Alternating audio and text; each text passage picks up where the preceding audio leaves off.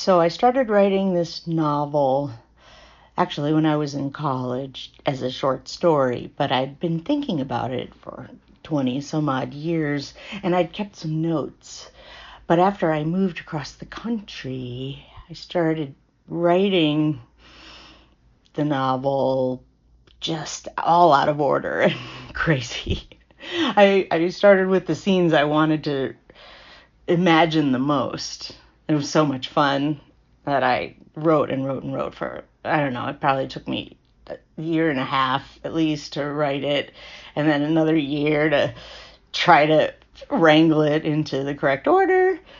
And now I'm going to edit it and polish it and add a few things, but you are hearing the original sort of, medium raw version for your listening pleasure. Thank you. Chapter 2. Stealthing anonymously through the city via piloted flight pod felt like having a very private moving picture view. Windows flew by in the millions, like frames of film flashing subliminal messages into my pupils.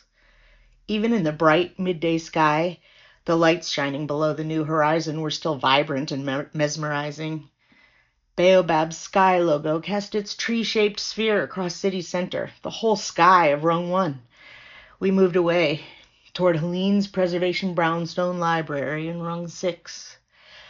"Hold on, sir," said the pilot as we began to descend. "I think a drone is following us." He sent out a pulse that marked the position and type of every drone around us.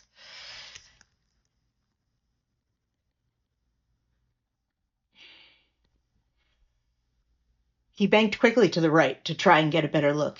He pulsed again. There were a few long-range drones beneath us. His control panel bleeped red. One of the camera drones was seen at the other platform. "Yep," he said, and hit the descent with double speed, whipping around a corner and through the Rung 6 entrance wedge. Pulse, orange flash. "We're losing it," he said.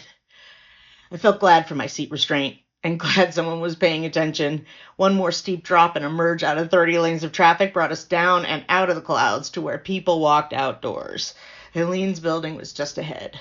Pulse, yellow, then green. The drone was gone. "It could have been a coincidence," I said, hearing how bad it sounded as it came out of my mouth. An ancient relic in itself. Helene's miniature 4-story building sits in the 6th rung out from city center and 80 stories up from where it originally stood, constructed to the design of a 23rd century sky climber alongside 300 other palimpsests like it.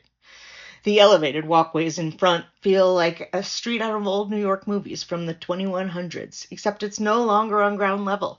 It's just a shelf to stand upon, someplace to pull over. Each doorway is painted a unique color, flanked by planters filled with conservation flowers. Pink and purple were popular.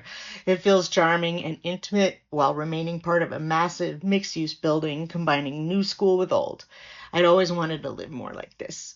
The pilot gave a very composed snort and shook his head. "I'll be looking for it while I wait for you. I'll zap it if I have to." "You think the gossip jockeys are racing?" "We sometimes get that coming from Baobab upper level." He seemed unimpressed.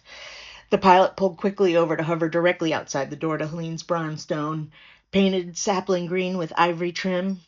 I stood, straightened my jacket, felt for the pip on my collar, and walked over and pressed the illuminated button. The door swung open and I went inside.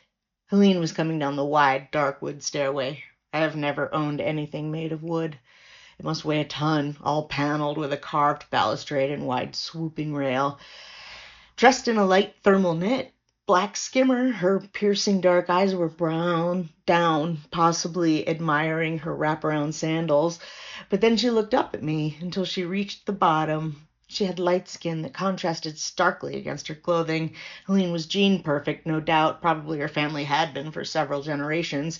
She was medium-sized with chiseled cheekbones and exotic thick eyelashes. The anxiety had my blood pumping, and I felt a slight shake in my hands. "Hello," she said. "Come this way. Have a seat."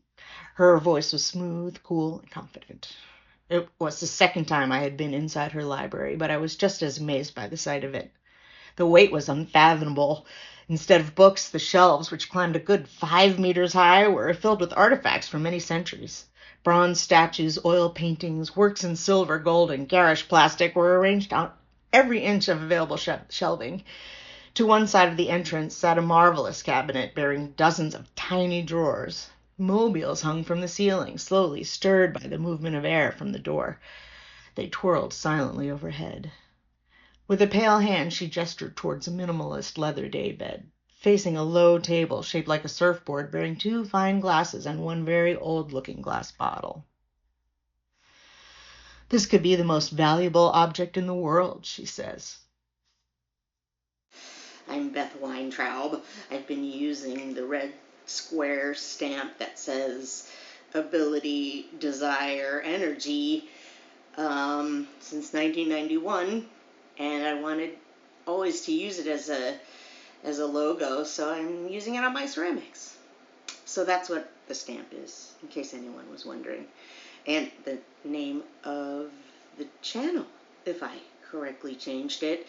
Been away from San Francisco a while, and I don't know any tech people anymore, so I haven't been kept up to date, so I'm doing my best. Thank you so much for watching.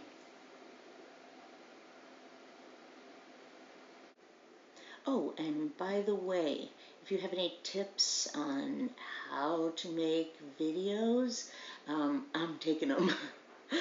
Best app to use, best camera, what's the best iPhone if I was to use that as the camera, and then do I need a microphone? All right, well, you don't have to help. I get it. I'll figure it out. But if you want to, I'm all ears. Because as you can see, this is pretty basic. Just an old iPhone and a pretty old iPad Pro. So I've never done this before. I hope you enjoyed it. Thanks for watching.